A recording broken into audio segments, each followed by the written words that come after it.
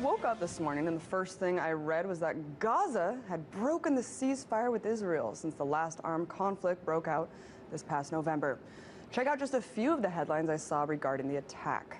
CBS News writes that Gaza militants fired rockets into Israel. One rocket into Israel, police say. And the LA Times reiterates the same. Gaza militants break ceasefire with rocket attack into Israel. And ABC News is close behind, with first Gaza rocket in 3 months rattles ceasefire. All right, while it is a fact that Gaza fired their first rocket since the ceasefire, this segment ain't called weapons of mass distraction for nothing. The corporate press is so quick to pounce on a rocket attack against Israel. But where were they during the dozens of instances in the last 3 months where Israel has been in violation of the ceasefire? Incidents that we would never hear about from the corporate media. Just check out this chart. All of Israel's violations information is on record from the UN's Office for the Coordination of Humanitarian Affairs. What it shows is the number of recorded instances of Israeli attacks against Palestinians since the ceasefire. Take a look.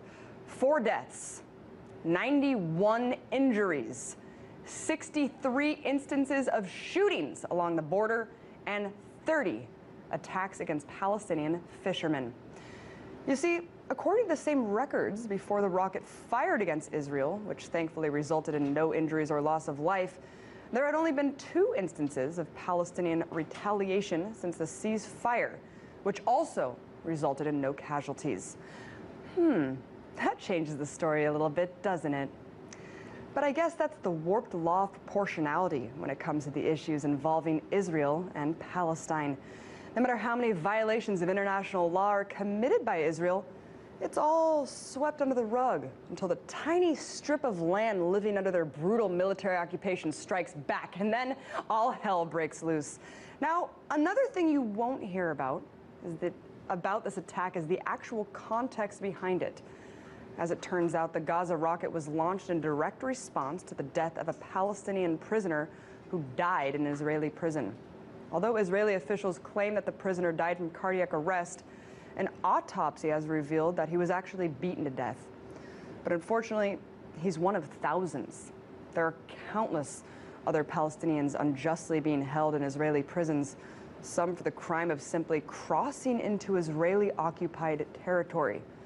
One such man is Samer Asawi, who's nearly on his deathbed, suffering from a hunger strike that he's been on for 200 days to protest his detainment. His treatment, along with that of other prisoners, has sparked almost daily protests and have heightened tensions between Israel and Palestine for weeks. Of course, all of this is information you won't hear from the corporate press, the same news media that chooses the establishment line over the right line, which chooses to protect Israel when it should be condemning Israel. And it's a shame, really, because the media's complicity means the deafening silence of human rights that can't afford to be ignored any longer.